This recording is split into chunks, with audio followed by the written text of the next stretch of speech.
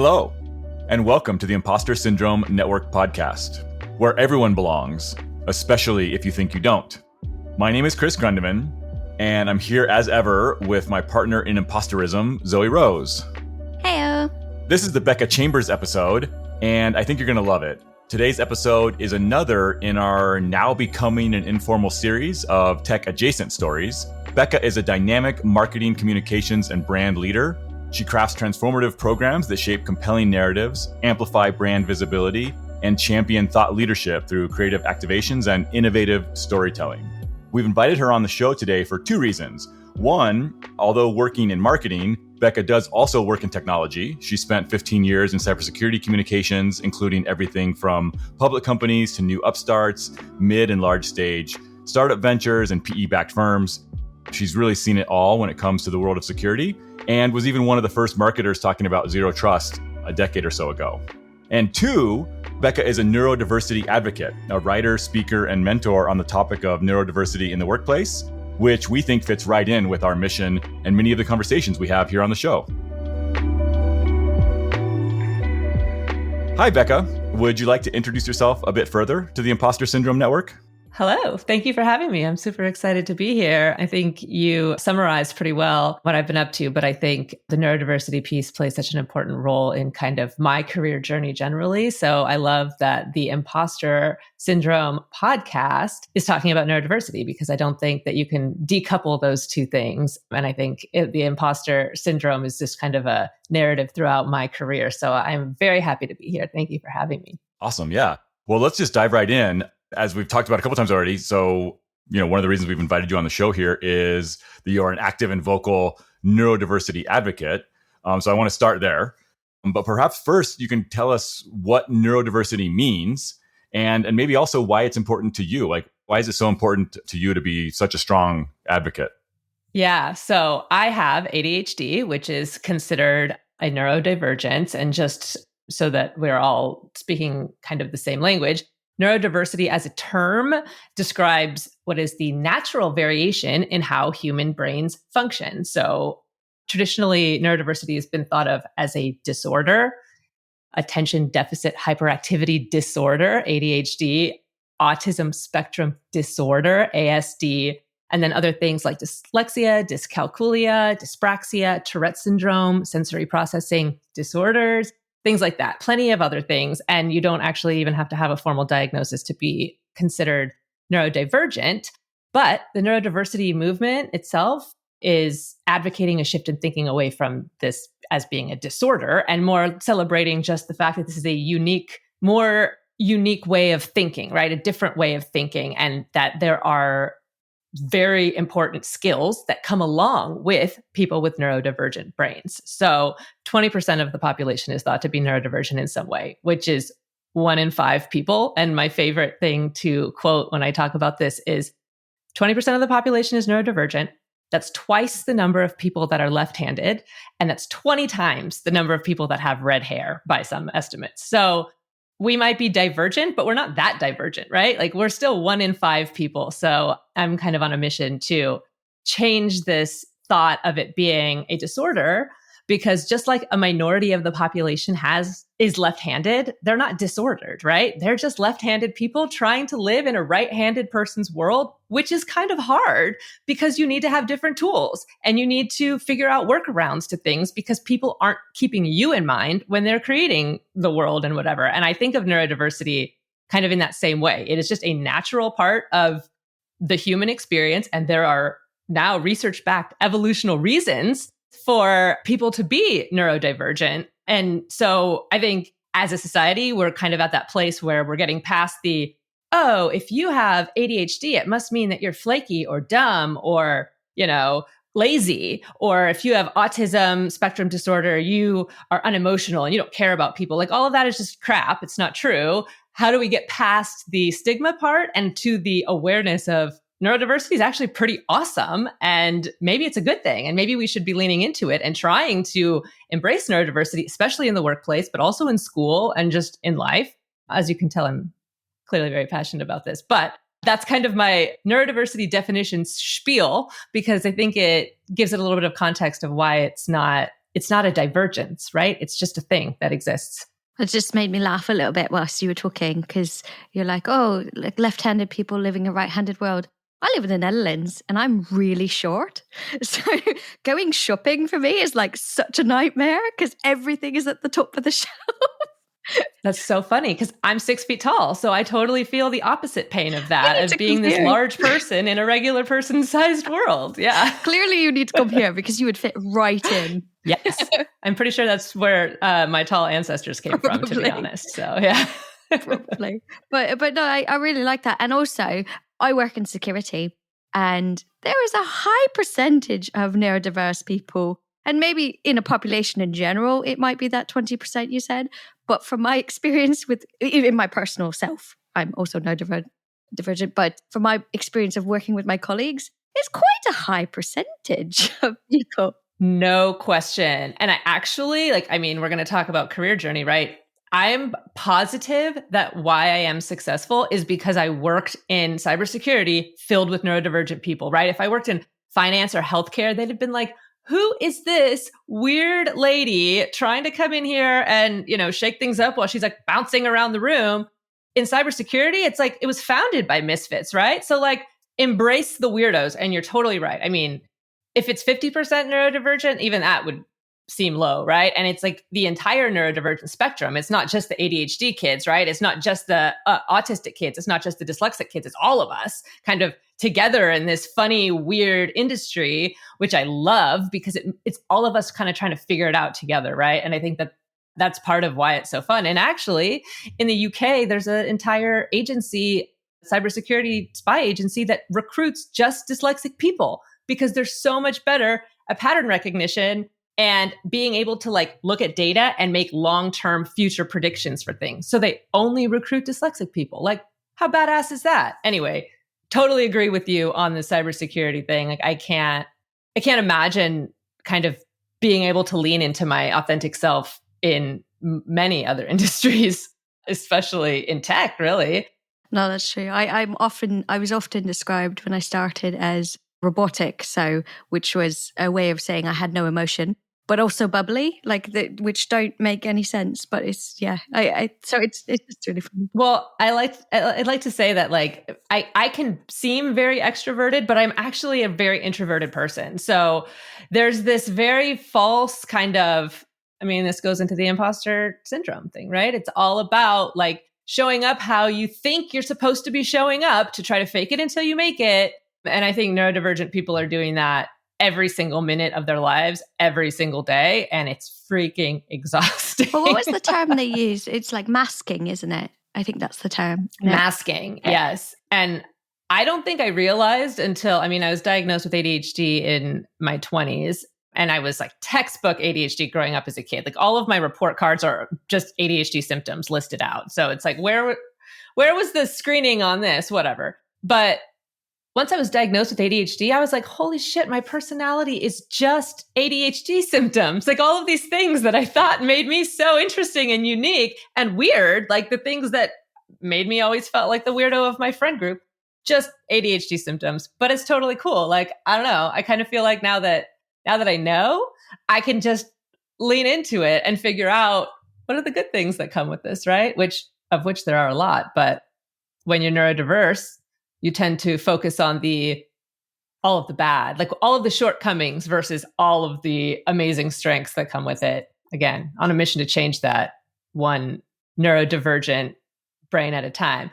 Oh, and we were talking about masking. That is, I think, figuring out when you can take your mask off and when you need to leave it on is another one of those, how do you get ahead in tech when you're a neurodivergent person? Because you have to learn when it's okay to have it on and when it's okay to have it off, because sometimes taking it off is a benefit. Well, and who you're talking to. That was a big thing for me. So I worked in the UK for a while, obviously. I sound like it. And there were situations where I ran into where I couldn't take it off because it would seem unprofessional. And that industry, even though I was in security, I was working in different industries, and that industry did not accept anything beyond a legal kind of way of speaking and figuring out, okay, is this boss that type of person or is this boss this type of person?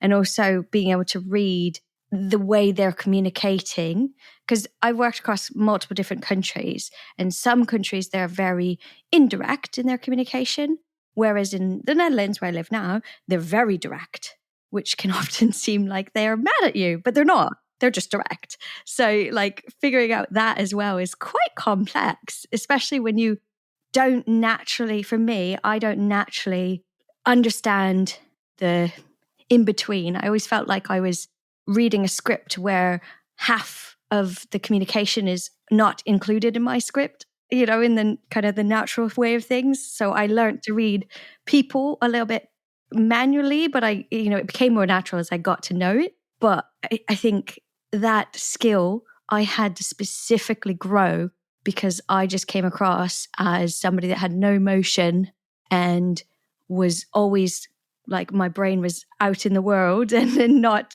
focused. So I think I totally feel that, because what you're actually doing is it's not that you're like spacing out, right? It's just that you are dialed in on observing everything around you because you're trying to say, okay, like what do I need to be doing to fit into this situation, right? So you're taking in all of the inputs and then you're trying to, emulate and be this thing that you think you're supposed to be. You're spending 97% of your energy just doing that. So then you come off as this like disconnected, or in my case, like, airheaded. I got that a lot throughout my career. It's Becca sounds like a little bit of a valley girl. Maybe she's a little bit airheaded. And it's like, right, but what are my ideas? Because my ideas are really, really good.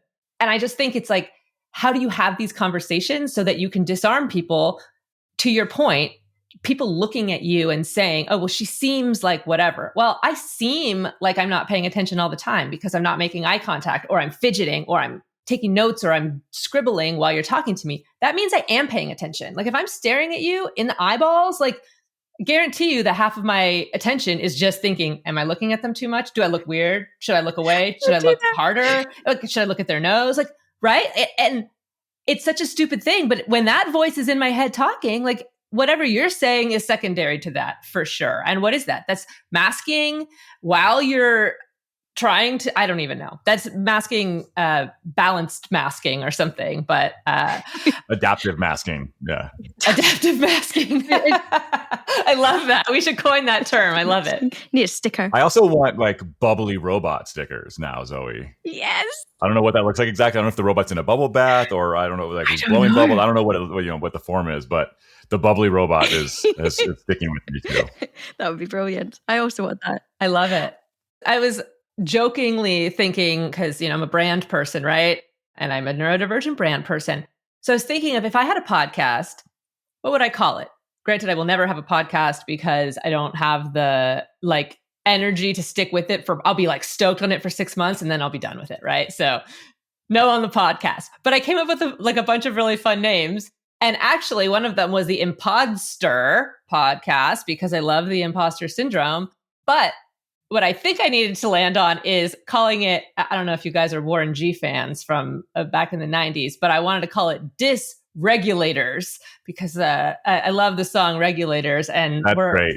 Constantly dysregulated. And then the tagline can just be mount up. So for any of the Warren G fans over here, that's my 90s shout out. But anyway, I don't know where I just went on that tangent, but I love the name of this podcast. I think it's just like, it's perfect. It's the perfect combination of neurodiversity and tech nerdery, right?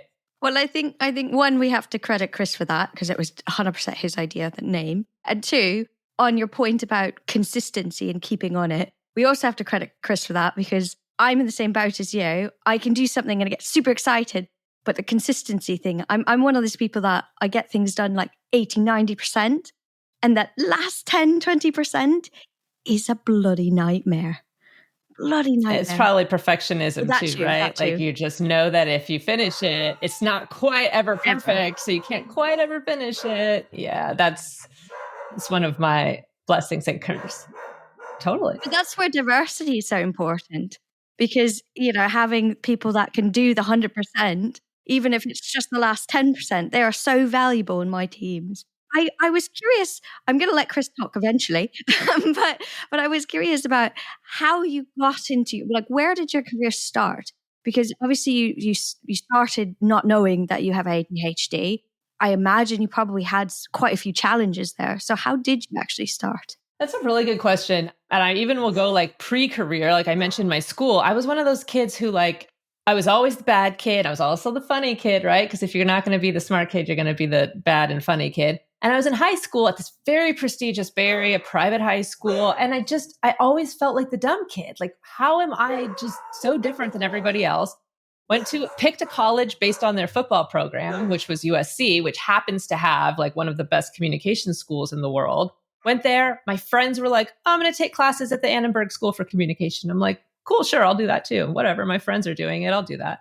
Started taking classes there, and then I went abroad. And I talk about this story sometimes. I went on semester at sea, and the very short version of this story is we got trapped on our ship in the middle of the North Pacific in between 3 hurricane systems, and our ship was disabled. And so all of a sudden the news was covering this 700 students trapped at sea, and there was nothing they could do. Like, it's a cruise ship. The Coast Guard can't come rescue you when you're in the middle of the North Pacific. So everybody survived. We're all fine. But I ended up interviewed on the Today Show and Inside Edition and like local news and international news. And I got to see this kind of behind the scenes view of how the media machine worked. And my ADHD dopamine triggers were just going off, right? Like this was so exciting and so fun, fast paced and creative. And you had to figure out how to get the right angle and the right quote and all of that.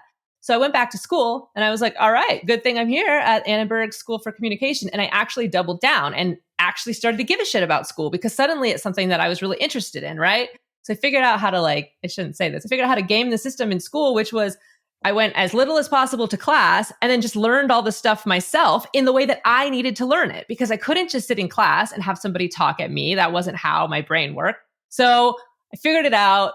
Started working in sports PR, totally random after college, and then went back to school in the UK actually. And that's where I fell in love with branding. And branding is like this perfect combination of creativity and strategy. And it just like lit up every part of my brain in a way that I don't really have hobbies. I'm not a hobby person, or I'll have a hobby for a week and then it's something else because ADHD.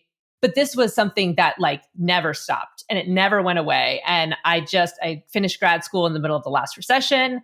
Ended up working as an exec comms manager, which, that's doing CEOs communications. I had never done that before, but I had taught myself graphic design. So I was really good at making presentations. And so I started this job traveling with executives in cybersecurity. And it just kind of kicked off this like amazing, I credit serendipity a lot to my career. This amazing I got to wear every single hat in communications over the past 15 years. I went from exec comms to analyst relations, and we talk about technology. Like I am not a technologist, but because I sit in analyst meetings with technologists and with analysts, I'm probably one of the smartest marketers who is not a technologist that you'll meet because of that. And I think that things like that, I just fell into analyst relations because somebody went out on maternity leave. So I stepped in for her. The serendipity there. And then I made these relationships with analysts, and the analysts started becoming my friends and advocates. And then and that's where the zero trust stuff came in. I started, promoting zero trust alongside analysts. And it all kind of snowballed on itself into this perfect mix of security, like I said, likes the bubbly people, likes the weirdos, likes the people who think outside the box. And I was in a job that became my passion. And so every single day I was showing up and actually like loving my life, right? Loving my job, loving what I did. And that's how I got to now. And I think like people ask me like, what advice do you have for younger people? And it is the cheesiest thing. And it's like, if you can do something that you like doing, it makes work so much better because it doesn't feel like work. And when you're using your brain, it doesn't feel like you're using it for somebody else. You're using it for yourself because you're accomplishing things that you're proud of and that you care about. And for me, that changed the whole game on my career and made me, again, successful. Like when I'm showing up excited for me, makes me good for the company too. Yeah, well, and especially in communications, right? I mean, I think that passion and that vibrancy, like it shows through, right? Even if you're like over on the side writing an email, if you're really ticked off or sad or just not into it, that kind of comes through, or at least it seems to, right? It creeps through. And there is something about neurodiverse people have more empathy and they're able to connect with people, even though there's a stigma about, people with autism don't get social cues. That might be true in some cases, but they are very empathetic and they are able to connect with people because they study how to do it and they figure out how to do it. So I had somebody on my team who was a total introvert. She was one of the best employees I ever had. She was like, I called her like my secret brain because you could ask her to do anything and she could figure it out. But nobody outside of our team knew what an amazing machine she was because she's very quiet and very introverted and was not the person raising her hand in meetings. And so she was getting overlooked. And when I would say, okay, we need to promote this person, other people would be like, I don't know. And I'm like, if we lose this person, like we lose a huge part of the brain of this team. And I just think like, how do we get past that and just like start to look at like, this is the stuff, this person is bringing all this stuff to the table. Doesn't matter if she's not talking in meetings, like who cares? Like that isn't what she's here for. I don't know how, I just keep going on these tangents that my brain is ADHDing me into. It's perfectly reasonable. And as you might guess from the people we talk to, it happens a lot. Yeah, no, it's really good. And that makes a ton of sense. I think that's right. I mean, I think you're talking about, a cultural shift where we need to like really pay attention to what are we actually asking from these roles and is that being performed? It reminds me of, and I forget the guy's name. There's a series of like the Strengths Finder surveys and there's a writer, I think he worked at some polling agency for a while. And there's a series of books that talks about kind of, the idea that there's this traditional idea that you need to become a well-rounded employee and that wherever your weaknesses are, you need to bone those up and kind of get them up, on par with your strengths so that you're well-rounded. And the reason I bring this up is all of this particular gentleman's writings says that's hogwash. Don't worry about that. Like you'll spend 10 times more trying to improve your weaknesses than if you just put that same effort into improving your strengths, you actually grow 10 times more instead. And I think that resonates with what you're saying here too, right? Like is participation in meetings really a requirement of this job? Is that really helpful? Or can we compensate for that somehow, right? Can we build a team where there's someone in the team who goes to the meetings with the business folks and can have that conversation. And maybe the other team members don't have to do that and aren't judged on that, right? I think that's exactly right. And this goes like all the way to the interview process, right? Like there is this expectation that everyone has to be composed and make eye contact. And I lost a job because I went through 1,000 rounds of interviews to have a final round with this luminary CEO in tech. I interviewed with him for half an hour and nailed it. Every single question. I was like, this is done deal. He said no immediately, by the way. There was no hesitation because I was fidgeting with my tea thing, like the tab on my teacup. I was literally just doing like this. And like, come on now, like you can't, anyway, fine. But it's stuff like that, right? Like if that's what we're judging people on, we are not getting the best employees, And I think this also goes into like flexibility in work and working from home. And if your company can allow people to work from home, like don't force everybody in the office because I, for one, like I enjoy going to the office occasionally because I do think that there is a lot of serendipity to be had in the hallways and in those side conversations. But my actual work, like I want to be in my office, quiet in my room with my dog at my feet in the right temperature with the right music and not have to be distracted by I'm too cold or so-and-so's walking by me or whatever the thing is that's going to distract me for sure. I don't know, like to your point, like what is the bar? Like, does everybody have to meet the same criteria? Because they shouldn't. And like, if I'm interviewing somebody and their job is a writer, who gives a shit if they make eye contact with me in the meeting, right? As long as they're not a jerk, that shouldn't matter. Like, it should just be, can you do this job? Are you best suited for this, the job that I'm hiring you to do, not the job of, spokesperson for the company. That's not what you're here. So yes, if that's the job, then eye contact matters. But I don't know. I just feel like there's so much put into these kind of like trivial, stupid things that we judge people on that we're missing out on so much. I mean, there's like data that says like, I don't know, 80% of the autistic population is unemployed. And I'm sure a massive part of that is just because it's like, oh, well, they're not well-rounded. It's like, but if you could hire somebody who can do the job you're hiring them for 10 times better than anybody else, who cares if they're not well-rounded? Like, right? I don't know. And you've also supported the manager of that person to be able to manage that person. 100%. Like at my last job in London, the last job I had in London, and we did unconscious bias training, and it was really, really, really well done. I was very impressed with the company. They win like best employer of the year every year. So not really surprising, but they made everybody go to this training, and it was just so well done that it really structured the way that I approach even the relationships with my work and outside work as well, but also management. And my current role, we did unconscious bias training and manager training as well. Even though we were all, well, not everybody, but a lot of them were experienced managers, they still provided us this training. And I thought it was so important, because some of the things were, okay, that's common sense. That makes sense. Or, oh, okay, I already know that. Or I've already done that. But a lot of the things are like, okay, well, that makes sense as to why I was failing in these situations before. And I think, especially in security, we focus so much on security certifications and technology that we forget the most important part is the humans themselves. Totally. I always talk about neurodivergent accommodations as being like very simple and very cheap, because they are things like let people work from home, right? Like let people use the tools that they need to use to do their job. Let them work at midnight. I get my best ideas at midnight. And if I have to be up on the computer from 8 until 5 every day, I'm going to be too tired to do my best work at midnight, right? So like, let me go take a walk in the middle. Like just leave it up to me, the adult, to get my work done, right? And this is what the ultimate accommodation, and it shouldn't be, and it should be how all management works, not just managers of neurodivergent people, but base things on outcomes. Look at the outcomes. Don't look at the process. Who cares how something gets done, unless it needs to be documented or whatever, and that's part of the job.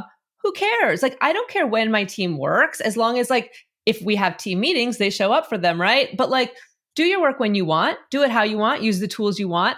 Tell me how I can empower you to do your job better, because then like the outcomes are better, right? Like align everybody's objectives to the corporate goals and then treat them like adults. Let them go do their job. And I think, especially for neurodivergent people, but for all people, if somebody just empowers you to get shit done the way you need to get shit done, imagine how much better the outcomes are, instead of spending so much effort focusing on the how. And I deal with this with my son who has ADHD and dyslexia, because, in school, show your work, right? And the way he shows his work looks very different than other kids. And luckily, he goes to a school now that they get that and they help empower him with that. And he's starting to feel okay about that. But when you spend your whole life being told you have to do it in the same way as everybody else, but you know that you can do it in a way that's faster, better, whatever, to get the same or better outcome, why are we limiting people? Why are we trying to force everybody into this box that at least 20% of us don't fit into? Yeah. And like you said, I mean, just, even just the ancillary pieces of it are exhausting, right? So I think there are folks who probably can't fit into the box at all, which we're, as you said, maybe completely excluding from the workplace, or at least from the jobs they probably should be in. And then there's, this other section of people who can fit in the box, but as you were talking about earlier, are spending 70, 80, 90% of their cognitive capacity fitting in the box. I mean, I know for myself, when I was a kid, just trying to figure out social mores and how to interact with people and what that all, for a little while, I was convinced I was a sociopath. I was like, I just can't connect. I just can't do it. I mean, luckily I realized later, no, actually I'm extremely empathetic, and that's not the case. Just had to learn. But so I learned how to mimic other people and learned how to be a person, I guess, kind of, which is exhausting. I felt like my entire high school career was just imitating what movies showed me what you were supposed to do in high school right. And what the people around me were doing. And I always felt like such a freak. I was like, what? I can look the part. I can play the part. I'm not an outsider. I had friends and a boyfriend and blah, blah, blah. But I always just felt like such a freak, because to your point, it's I was watching and I'm like, why am I having to fake all of this? And everybody else just gets it. Where did they get the memo? And I didn't. And then I think it's true for work too. But the thing that's different, and I talk about this I have a lot of friends who have kids with ADHD and they themselves don't. So it's very hard for them to understand. And their kids are going through in high school these very hard transitions. And I'm like, look, I've gotten to the point where I understand that all of us neurodiverse people, we have to survive this part, all the institutional part that's required of us to get to the thriving part. And that's because we are motivated by interest, and we are motivated by things that we care about. And so just doing something for the sake of being good at it, just getting good grades for the sake of getting good grades, that's not motivating to us. we need to get good grades because we love the thing that we're studying, right? And so my advice to these parents is like, change your perspective. What is the goal of getting good grades in high school? To go to college, right? What's the goal of college? To figure out what you're going to do and get a career. Well, ADHD people, I guarantee you, and obviously I'm only speaking about ADHD people, I'm not talking about all neurodiverse people in general, but I guarantee you that people with ADHD, if they are able to pursue their passions, will be way better at it than anybody else. No question, because they will be motivated by brain chemistry to keep doing it and do it better and level themselves up, because it's about their personal intrinsic motivation to do it, not about just getting a good grade so that their mom will be happy. And I just think if we can get through the survival part, they get to the thrival part. And I don't know how that we change that so that we're not shaming all these kids this whole time and just try to tell them like, all you have to do is survive this part. If you can just survive this part and get through it so that you can get the institutional stuff that you need in order to make choices about what you want to do, you're going to be better than everybody else. I promise you. That's one thing I like about the Netherlands schooling. So there's good things and bad things. It's just, and I don't know it 100%. I've got the early years right now because obviously I'm planning for my children to go to school. Well, they have to. But one thing I thought was really interesting is I moved to Netherlands when I was 8 months pregnant with my first. And so I had to try to integrate very quickly whilst also delivering a baby, which was quite stressful. I don't recommend doing that.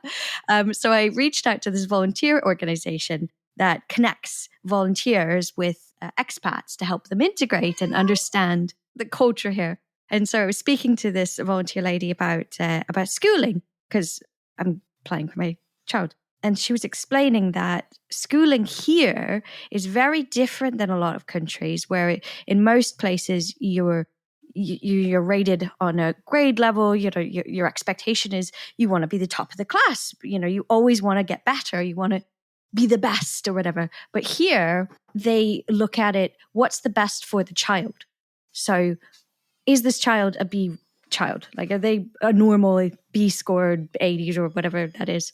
I don't even know. But are they normally a C child or are they a top of the class child? You know, are they usually A level grades? And so it's very focused on what's the best for that child.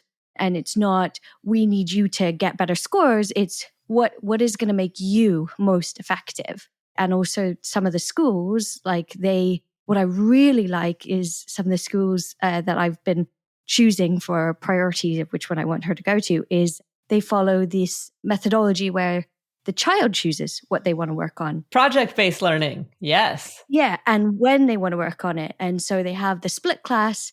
They choose what they're working on. They do their homework in their own time, and they ask the teacher for help if they need help, or if the teacher sees they're struggling, they'll, support them.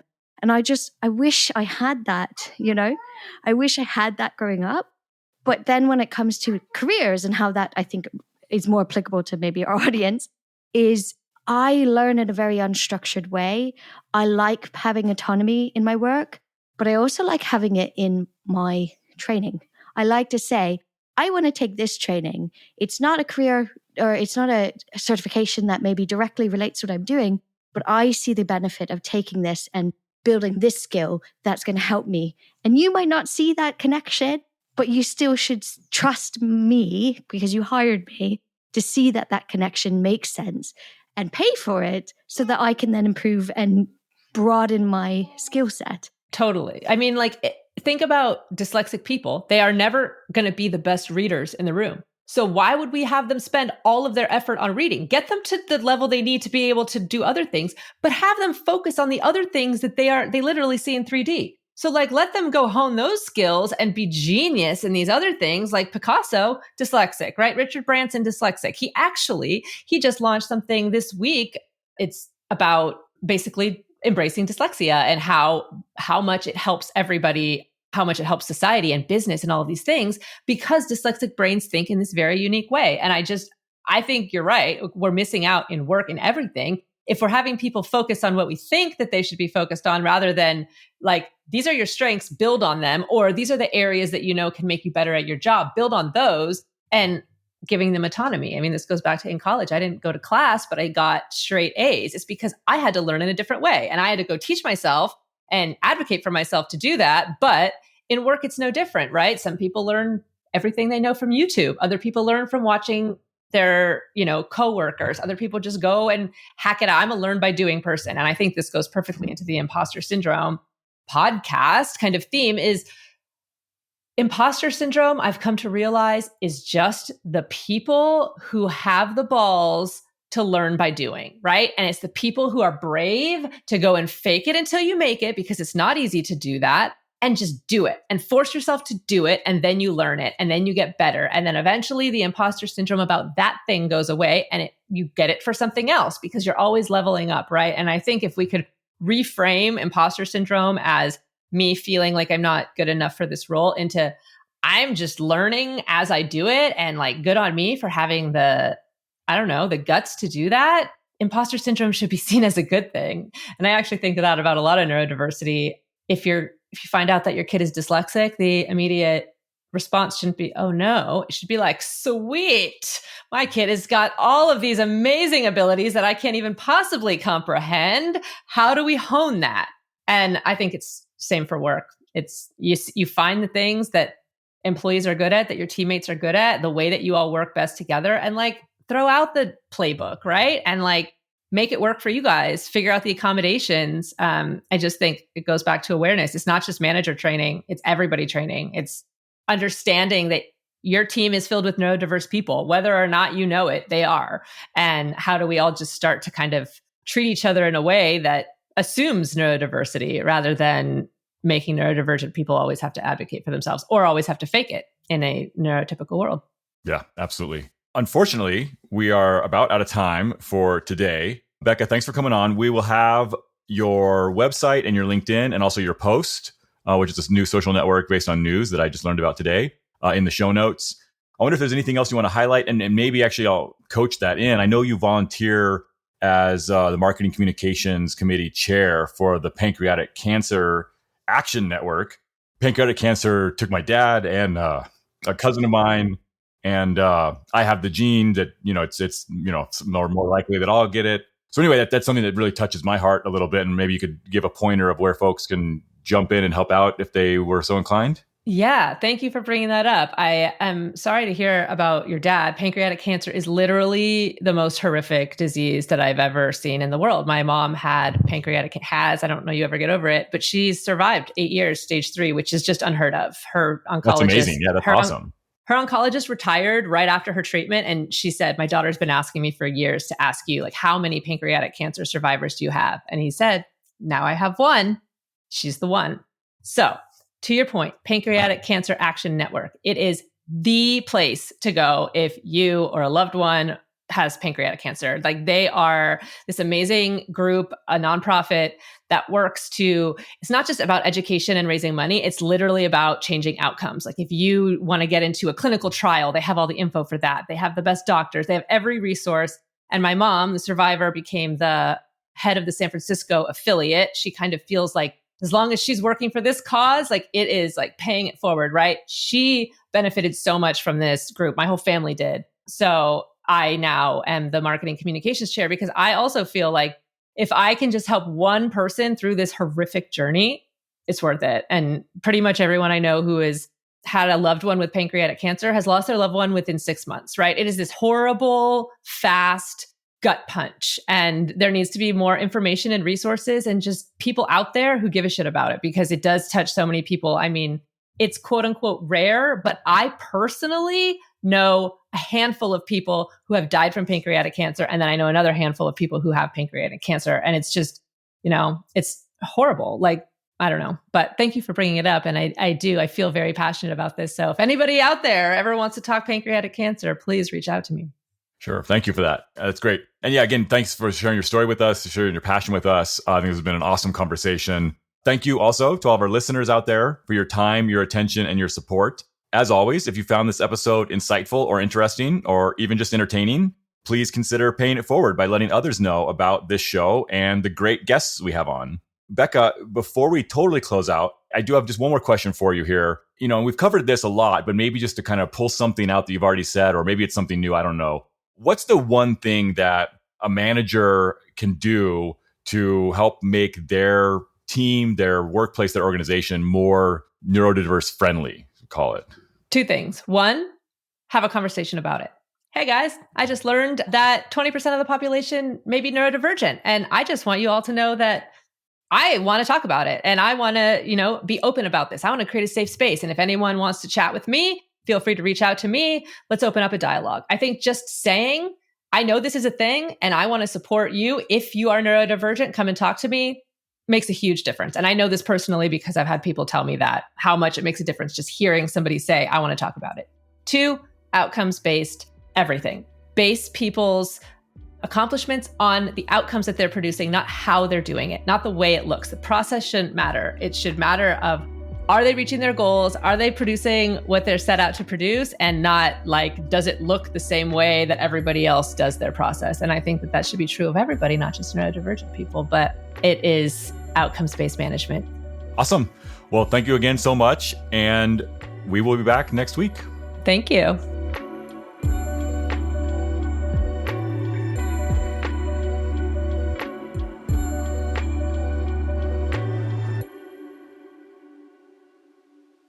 Which guest was it that you said their name 3 times differently? Was that Hema? Yes, it was Hema. That's so funny. I called her Gemma and Yema and Hema all throughout the show. Oh, wow. Really off. Not even just mispronouncing, just straight wrong name. And we're also English, so we're pronouncing it wrong anyway because she's Spanish. And I did it enough time, like different ways, enough times that like it's in the recording that way. So. There was no Amazing. Way. It was either redo the whole interview or just like be like, all right, I'm an idiot. Cool. Just roll with it. Sorry.